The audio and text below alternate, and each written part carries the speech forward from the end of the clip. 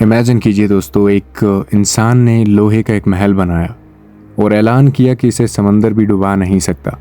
मगर मैं बताता चलूँ आपको ये कि समंदर खामोश रहकर भी बहुत ज़्यादा ख़तरनाक और ताकतवर होता है।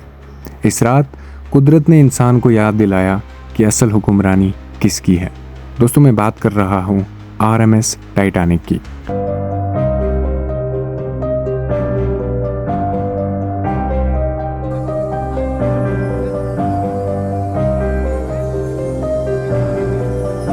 तो दोस्तों, बात करें हम टाइटैनिक की, तो ये एक ह्यूज ब्रिटिश पैसेंजर शिप था जिसे बनाया गया एक कंपनी के दौरान जिसका नाम था वाइट स्टार लाइन। एंड इसके बनाने वाले जो थे वो थे हारलैंड एंड वोल्फ, जिसे बनाया गया था बेलफास्ट आयरलैंड के अंदर। और दोस्तों, ये शिप क्लेम करता था कि ये एक अनसिंकेबल जहाज़ है because of its advance design and the safety features.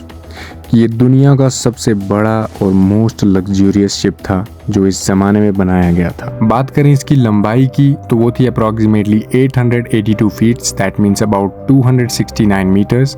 And height जैसे कि 11 मंजिला बिल्डिंग।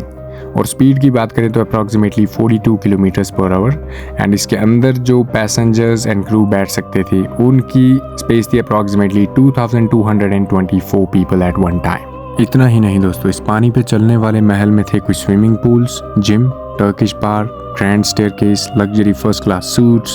बात है दोस्तों 1912 10 अप्रैल की, जब टाइटैनिक ने अपनी पहली जर्नी स्टार्ट की, जो कि जा रही थी इंग्लैंड से न्यूयॉर्क सिटी यूनाइटेड स्टेट्स की तरफ, जिसमें बैठे हैं कुछ रिच पैसेंजर्स जो एंजॉय कर रहे हैं वहाँ के लग्जरी रूम्स, म्यूजिक, खाना।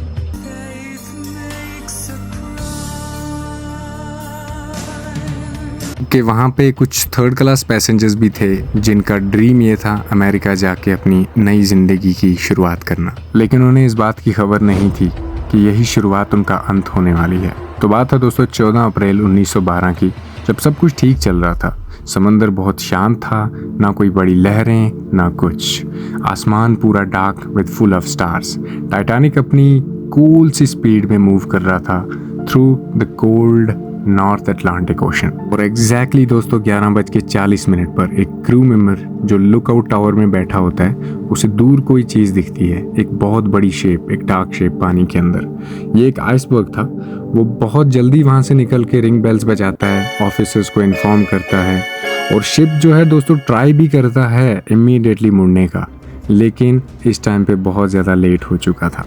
और दोस्तों, जैसा कि मैंने आपसे कहा कि 11:40 पे शिप टकरा जाता है एक बहुत बड़े आइसबर्ग से in the north Atlantic ocean.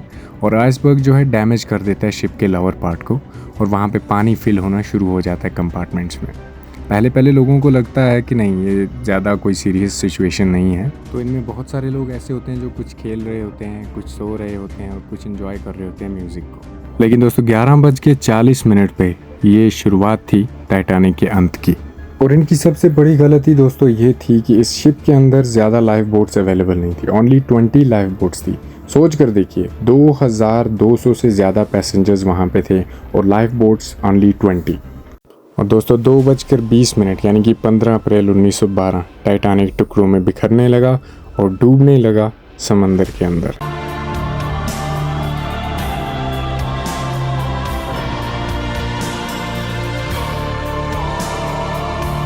और देखते ही देखते दोस्तों लोगों ने अपनी जानें गंवा दी। अप्रॉक्सीमेटली 1500 लोग इस डिज़ास्टर में मारे गए, जबकि ओनली 700 लोग जो हैं सर्वाइव कर गए।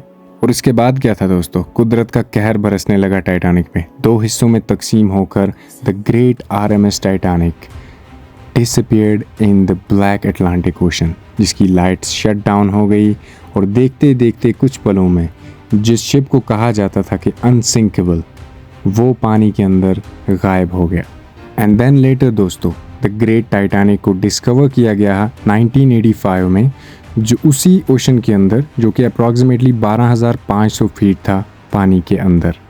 ये स्टोरी बस एक शिप की नहीं थी, it was all about the human pride, hope, tragedy and survival दोस्तों। और अगर आपको ये कहानी इंफॉर्मेटिव लगी, पसंद आई, तो लाइक, शेयर एंड सब्सक्राइब ज़रूर करें। ऐसी और कहानियों के लिए बहुत बहुत धन्यवाद।